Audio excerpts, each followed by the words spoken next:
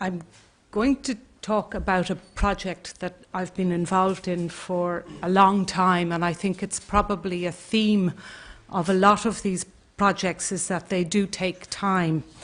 It's a very particular project, and I'm going to just introduce a few thoughts first, and then I'll come back and speak about it.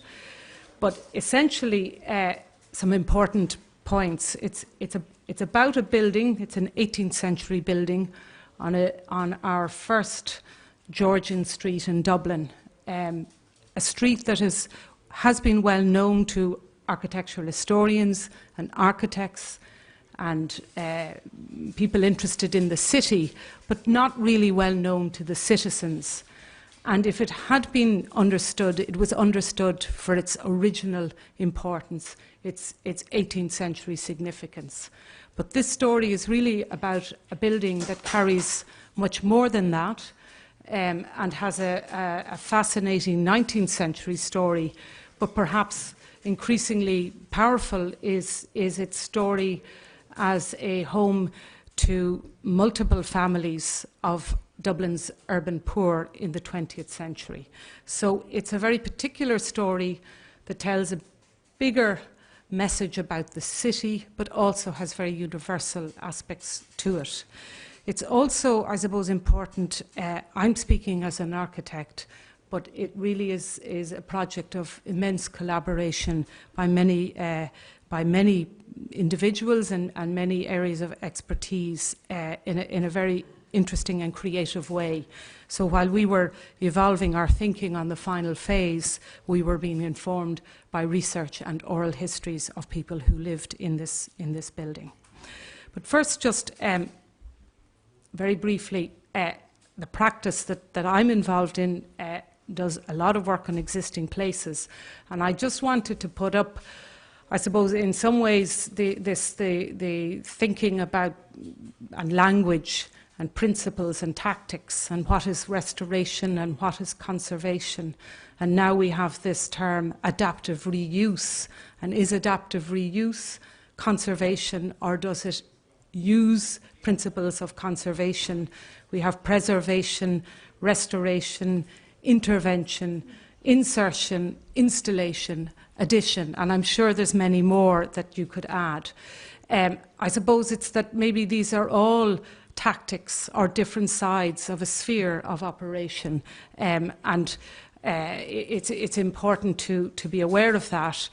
Also, the multiple charters and guidance documents that really help at a philosophical level to understand the decisions we're making at a very micro level. In Ireland, our legislation to protect structures is relatively recent. And I just put up this slide because what's interesting in terms of how a building that is to be protected or a structure is defined, architecture is one of 8 categories. And what's also interesting is it includes historical, cultural, social.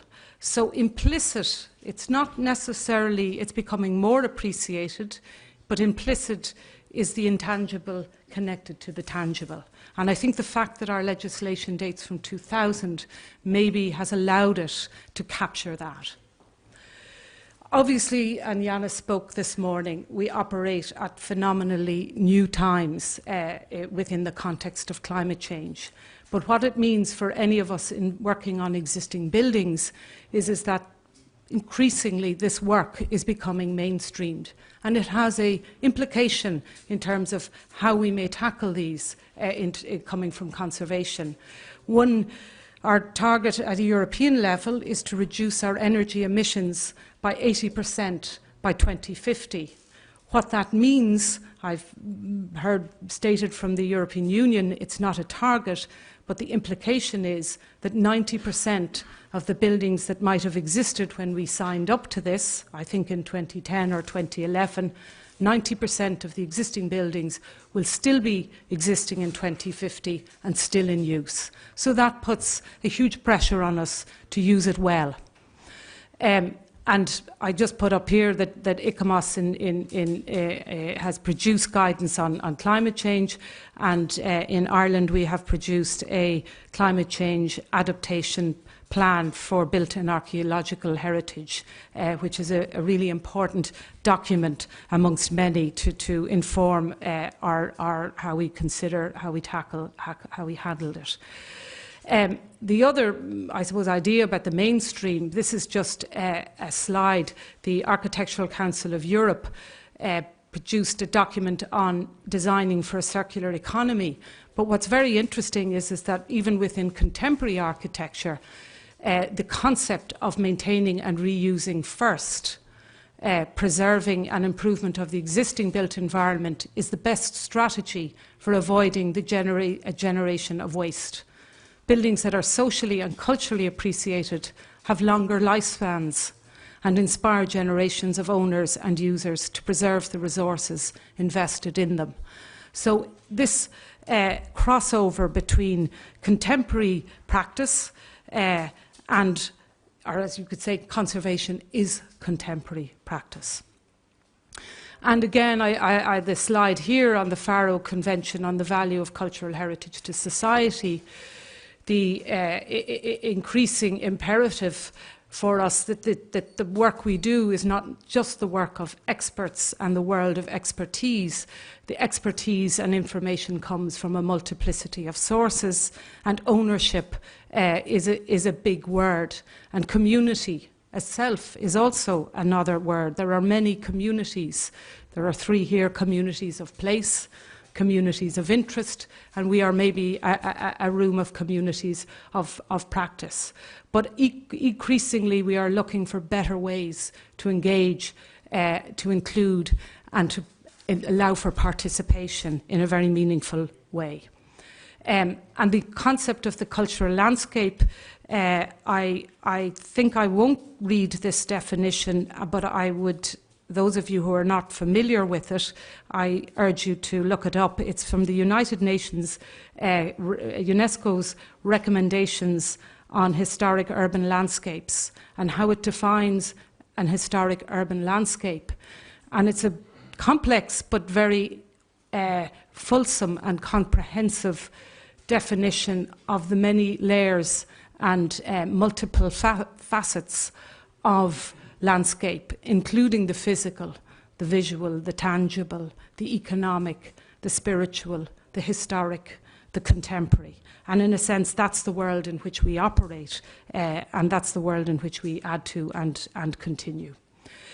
And last principle here is the one of use, which seems so ordinary, but is so fundamental.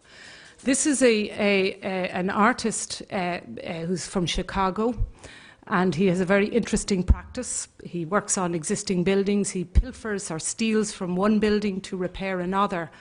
And he creates these very interesting installations. And he was asked by somebody to define how he comes about his taste. And this is what he said. He said, "My knowledge of materials and my access to skilled people, plus time, created what you call taste.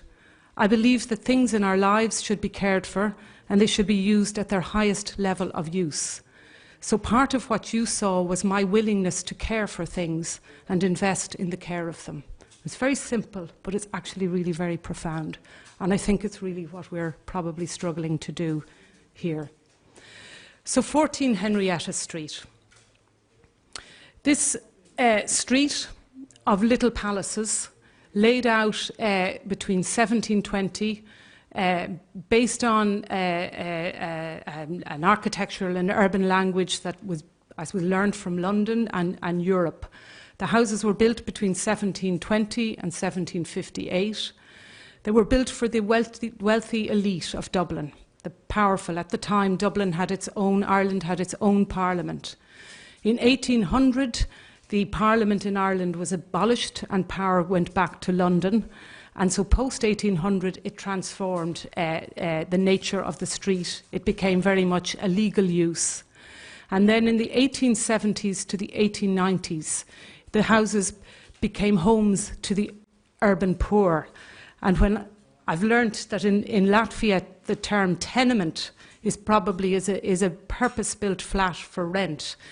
In the Irish language context, or the Irish context, tenement is generally used for the houses for really the poorest of the poor. So it became home for Dublin's urban poor. This period was interesting because you had a lot of urban migration throughout Europe. In Ireland, what was fueling it, it wasn't necessarily coming to work in industrial towns. It was in the context of our famine and people abandoning the farmsteads and coming to look for security or home in the larger cities, or indeed going off to England, going to America and beyond. So you have that up to the 1980s. And then from the 1970s, the beginning of a conservation concept, and you have people moving back into this street, conservationists at a low key, but with their main focus on the 18th century. And really then from the 2000s onwards, you have a more open and multi-layered consideration or understanding of conservation. What's really significant about this street is the way in which it has survived intact. It's unknownness to many of the citizens of Dublin. And even further, where it was known for its 18th century architectural importance, but its relative anonymity in terms of its later history. But it survives as an archaeological layer of settlement, as important really to understanding our history as our early monastic sites or our Viking sites. So the background. This is an 18th century map laid out, and I've outlined in yellow the number 14. And these are big houses compared to the houses nearby, big scale individual houses. And this is showing the street, the north side and the south side photographed. On the bottom slide to the left, there's a red arrow, shows number 14, and that was taken maybe in the latter part of 2007 or 8, that photograph. In terms of the occupants, what's been really interesting is this project. At the outset, we knew the early occupants. As it's gone on now, the really interesting research project has identified all of the occupants. We don't have all of the names of the people who lived when it was in tenements, but we know people who lived there at every moment in its history. So it moved from the very important Viscount Molesworth to this chap in the middle who probably grew up in a tenement and went off to fight in the British Army in the First World War, to this man here, Peter Brannigan, who was born in the room that he's sitting in and was the last resident of the street. This is where it's located, an aerial photograph. I'll move on. Any of you who've been in Dublin, it's in the centre of the picture. The river is down at the very bottom of the corner, O'Connell Street on the right, our kind of main street. And this map taken from the 1913, all the black buildings denote poor quality housing in this part of the city. So it was a really serious issue. It was a housing crisis. Dublin has had a housing crisis since the early 20th century, right up to now, except for a brief moment in the 60s. This is a census of 1911. So the house moved from a house for the individual wealthy elite to, in 1911, the house was converted into 17 flats, and there were 100 people living in the house, and on the street there were 1,000. And this is an image of the lane to the back. In around that time, a very interesting photographic survey done called Darkest Dublin Slide Connection, which is a really important record of the urban poor. And this was the street, Corpus Christi. And what's interesting is that, as it turns out, the tenements in Henrietta Street weren't actually the worst. And they were actually, there was an advert to sublet a tenement in the late 19th century in the Irish Times, which would be our paper of record. So it was a station above some of where people were living very poorly, very nearby. And I suppose that's what's so important in revealing this story is that it's very easy to jump to stereotypes. There's the very poor and the very wealthy, and it's very binary, and there's nothing in between. And again, I suppose this process of research has been very important in unfolding this. These are the houses in 1950s, and this is the back with the raking shores, the back of number 14. So it was in increasingly poor condition, although here it was still occupied. And an aerial photograph from the mid-1970s to the 1980s. So when I got involved, we were commissioned to carry out a conservation plan in 2005, and we led a multidisciplinary team, and it was for the whole overall street, and there were 2 houses empty and in a very precarious condition at that time. It's a long history behind it, I won't tell you, but one of them was this house, and one of our policies included that there would be action taken to secure the future of these 2 houses. The other important policy was that at the time, none of the houses were accessible to the public. So we had this really important history, but nobody could really understand it or access it. And as you've seen, the Georgian buildings are quite modest on the exterior and in a way more interesting internally. So there was a policy that somewhere along the line, we would try and facilitate, the city would try and facilitate public access to one of the buildings. The wonderful thing was that the City Council, and particularly the people we worked with on this, were real heroes because they persisted with implementation. So this is the interior of the house the first time I visited it in 2005. This is the ground floor room. You couldn't put your foot on the floor because of all of the rubbish and storage. This is another room. This was the back. This was 1 story high of debris and growth in the back garden. And the first thing that was done was that there was a program of clearing out works which rapidly became emergency works, because what we uncovered was that the bottom wall had delaminated, it had pulled apart the solid wall because of previous interventions, decay, and actually, as it transpired, originally bad building. So we had to prop the back wall and take down the basement section and rebuild it. We also had to do some structural stitching to tie the walls together internally. Interestingly, these buildings were built speculatively in the main part. The Georgians were mean. They cut corners, if that's a phrase, and they only put in the size of timber or the amount of connection that they absolutely needed. So all kinds of loading capacities were very marginal and minimal. So there was structural work required. This is us rebuilding the wall in the first phase of the works. And in fact, we didn't have enough stone, and we were able to borrow some stone from the medieval city wall, part of it which had been taken down and was never to be rebuilt. Interesting example of recycling. We did a strategy in between which looked at laying down principles for how this building might be brought back into use. And at that point, we thought about the idea if we could get it to a weathered and a structural state where it could enjoy temporary uses. So that was really important. And alongside it was the beginning then further research into the buildings, brick repair surveys, investigations were happening alongside an analysis. And then there was funding came to repair the windows. So that was really significant.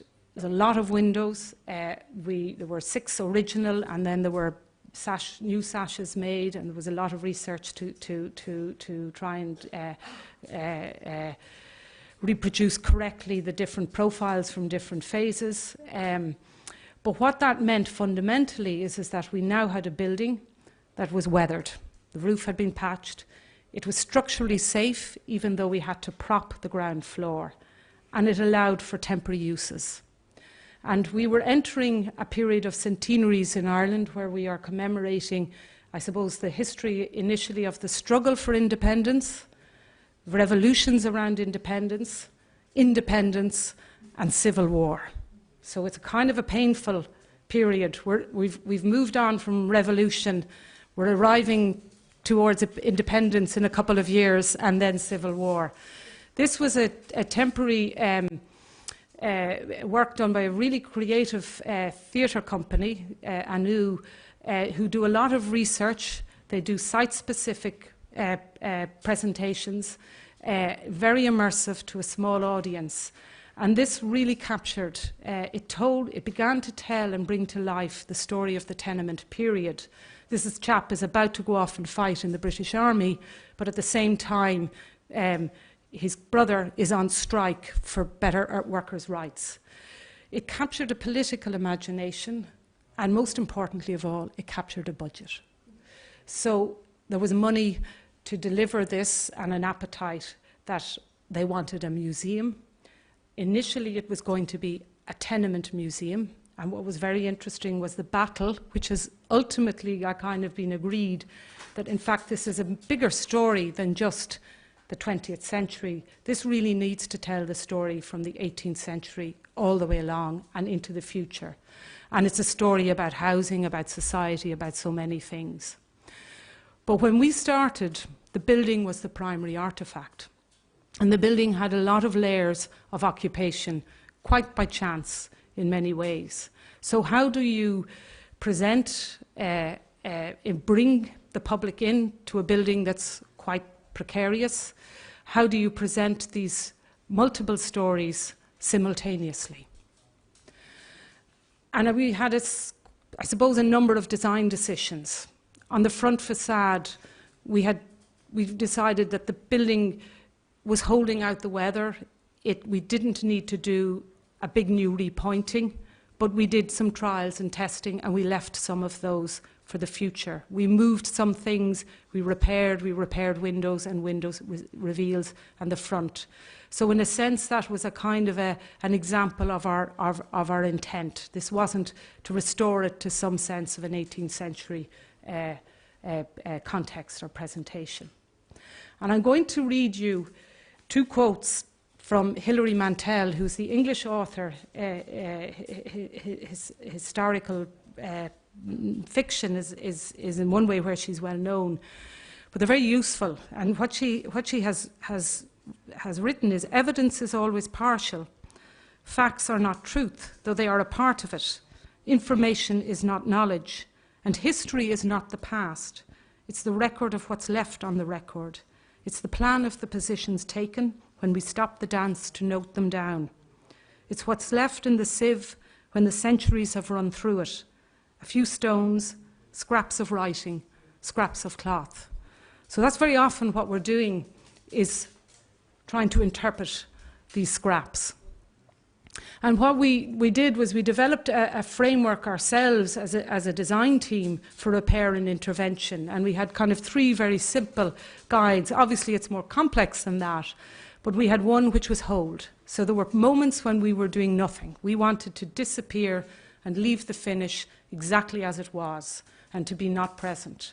There were other areas where we were recovering. So we were recovering areas of plasterwork or elements that had been damaged, and we felt that that was important to present. And then support. And support really describes all of the infrastructure that was necessary to put into the building to make it a public building, to make it safe to access, to meet building codes. And some of that support was visible and some was invisible because we buried it in the floors. So these were areas, this kind of palimpsest of layers, of graffiti, and some of the going around surveying, picking up what was there. Evidence of wallpaper, nails, full of nails, where the tenement occupiers had pinned, and in a way it explains the precariousness of their occupation, a nail that might hang a meaningful object. The lime wash on the walls, and then the decorative frieze from the 18th century, but with layers and layers of paint. And then where some of the gas feed pipes came in, some of the lighting cabling which ran surface, which again explained the occupation, and some of the lighting brackets. And some of the, what we had survived in some ways was very ordinary. A tiled fireplace, perhaps from the 1950s, charming Art Deco. This probably from the 1970s, but yet is probably the last physical intervention into the flat. And areas where we had to be careful. This might look like layers of interesting application, but it's the residue when the wallpaper has been removed. So the fetishization, is that a word, of layers can sometimes need to be challenged as well. This is the plan. I'm not going to linger on this because in some ways I think the photographs explain more effectively. The street is to the top of the slide. It's the basement, ground and first floor, which are the primary public museum levels above our offices. It's a very simple plan form. Just suffice to say the red is a new return building we built onto the back on the foot of the original rear structure, and we built a lift shaft for universal access, but I'll show images of that. The front facade, again, just to say, we did very little intervention to that. I know this slide is for some reason slow to change. The cross-section is important, so the street is to the front, and originally you had this grand staircase in the front hall, which had been taken out in the mid-19th century and ultimately converted into 2 flats. And we had a very big question as to whether we would reinstate the staircase or leave it.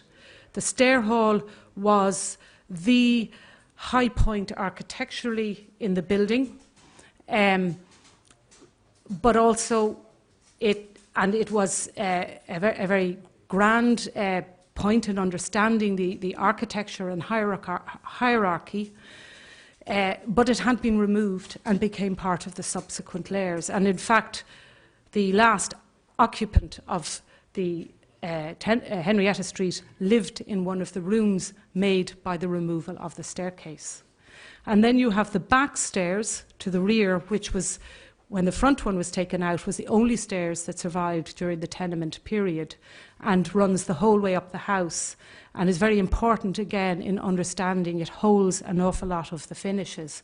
So in some ways, this is like a story of 2 staircases as well. That's a model that we made, a cast plaster model, to show the 2 stairs, because ultimately we did choose to reinstate or decide to reinstate the stairs, but only after going through a very long decision-making process where the actual former occupants were critical in that decision as well. So this was on the left part of the room where the staircase was. In the earlier work that we had done, we had exposed some of the decorative plasterwork that had been covered, which showed that there was actually quite a lot of evidence of the former stair hall. To the right is another building on the street with a staircase to give you some idea of the type of stairs that might have been there. And this is the entrance hall with the partition on the left-hand image. There's a partition which is later introduced, and very poor quality degraded Portland stone tiles on the ground floor. But you can see the partition cuts through the cornice. And in the right, when we opened up the space, there was evidence of the rake of the stair rail. And this was the stucadors starting to repair the plasterwork. The decision to put back the stairs, interestingly enough, was based, first we had evidence. Secondly, throughout the process, there was a gathering of former occupants of the building, but also of tenements. And there were reminiscence evenings. And they were bringing their history and their memory and artefacts, which was informing actually our whole approach to the building.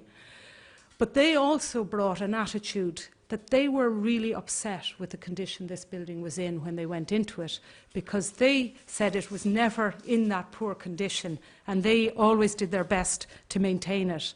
And they had a consciousness of the architectural grandeur. So they were very much in favour of the idea of reinstating the staircase. So in one way that gave us, I suppose, a kind of a psychological encouragement to do it. Doing it then, we were able to follow the geometry of the stairs. We were able to follow the exact rise, but we didn't have any evidence of what the stairs itself was made of. So we decided to do it I suppose, in a more contemporary material. It's a steel structure. It's held back from the wall to create a gap, and into that steel structure we poured a special concrete that we developed to work in I suppose, visual coherence with the stone. So this is the people putting in the steel, which is an operation in itself, and this is the staircase completed. So it really was to recover. The paint is based on the historic paint of that space, and that's the staircase. And it really is a very beautiful space, the light, when you go into it. But we also held part of the tenement layers when you arrived in, because they were so powerful, so potent, and so there, that we felt that this was a moment to present, as I say, all of these histories simultaneously. And then the back stairs, which is, again, very important in conveying the message, the mood, and attitudes and understanding of the tenement occupation. And this was the stairs in 2005. And it was in very poor condition. We had to build a temporary stairs over it. There were only 5 balusters surviving.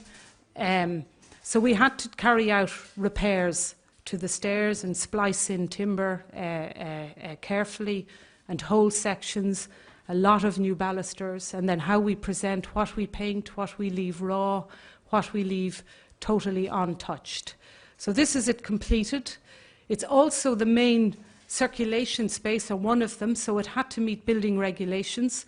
So we had to introduce a handrail that has a light in it that gives you the intensity of light you need on the steps, but it allows the rest of the space to remain quite dark. And it's really important because part of the mood, in a sense, or the tone, was very important in terms of making decisions on pitch. And this is looking down from the top, so it's really quite a dramatic space throughout. And then this is it finished.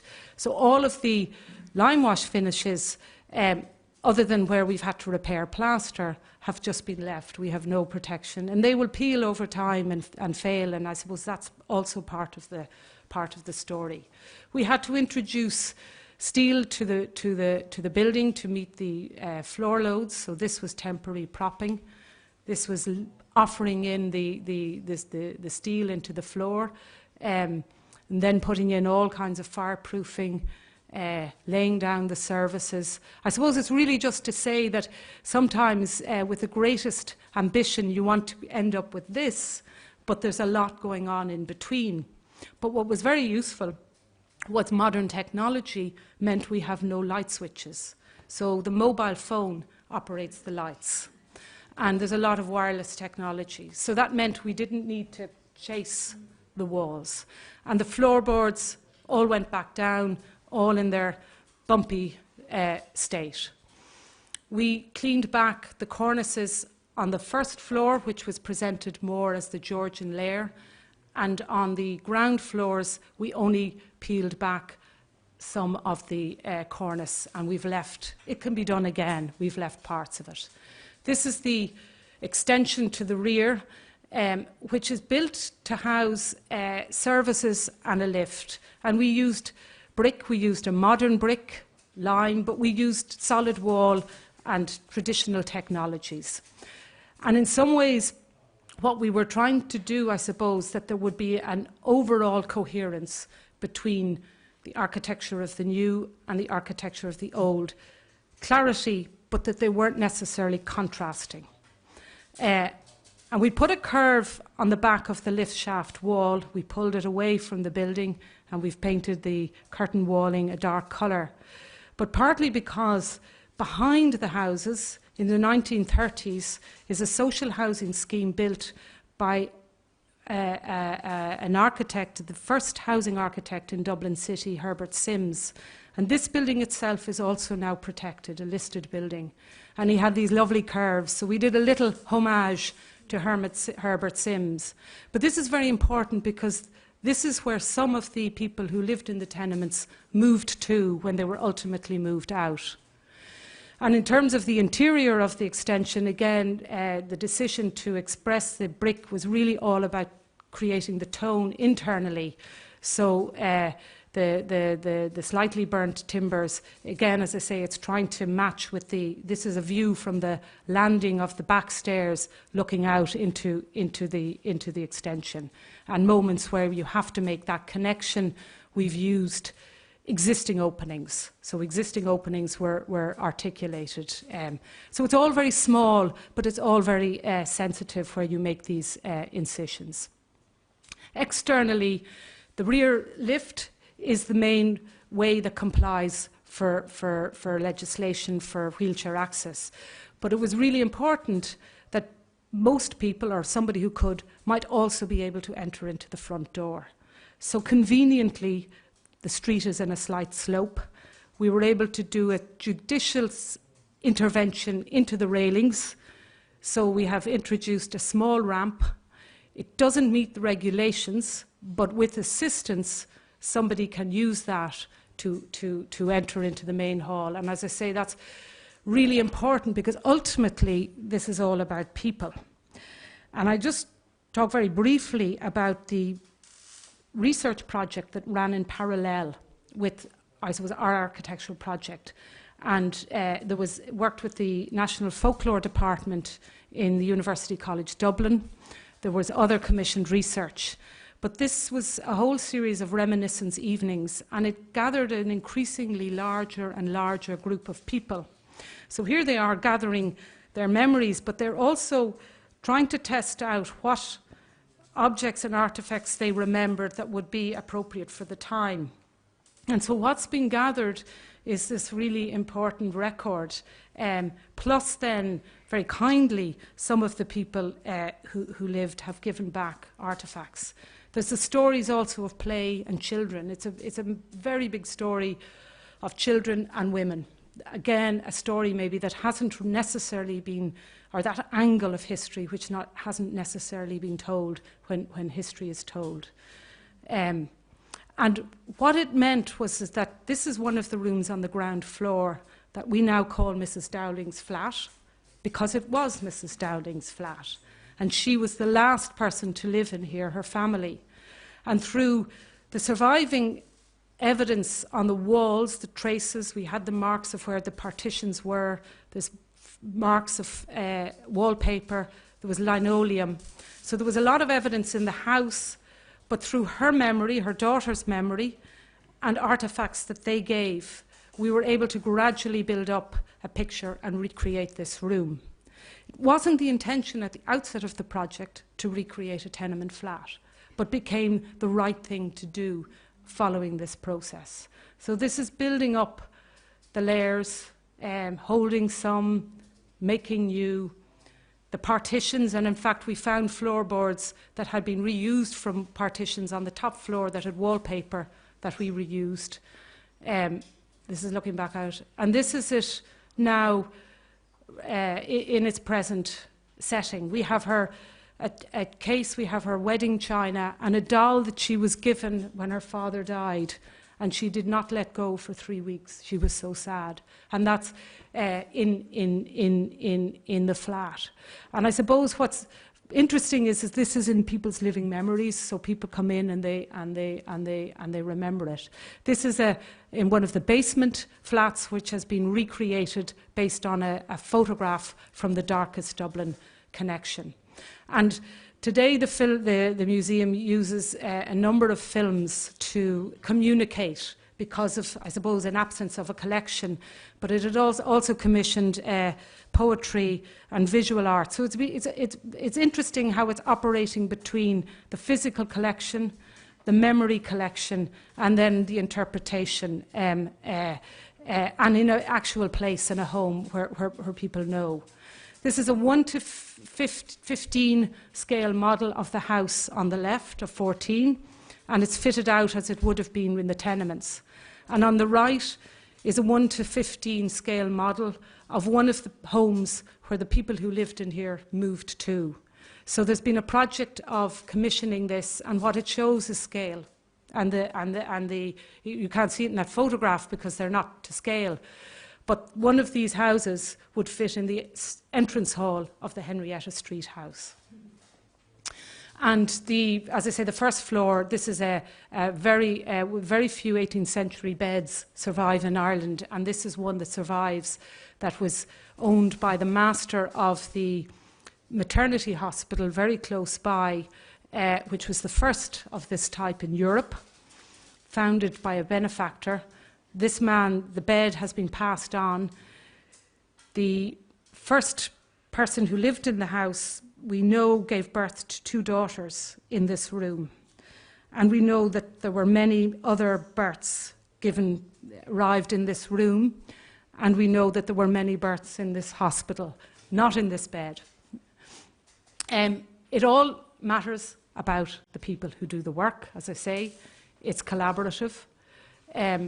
There's a lot of craft, even the very ordinary parts of work, a lot of effort going into fixing the 1970s fireplace, the recreation of wallpaper, the repair of fireplaces, I suppose gentle cleaning, the introduction of crafts, which was really important, the French polishing and graining of doors, paint. I suppose we had to develop an approach to paint which was unusual, where we were keeping peeling sections and introducing new, which gave a very particular aesthetic. And I'll just finish with one final story, and I'll just draw your attention to the nail up on the top, which is here.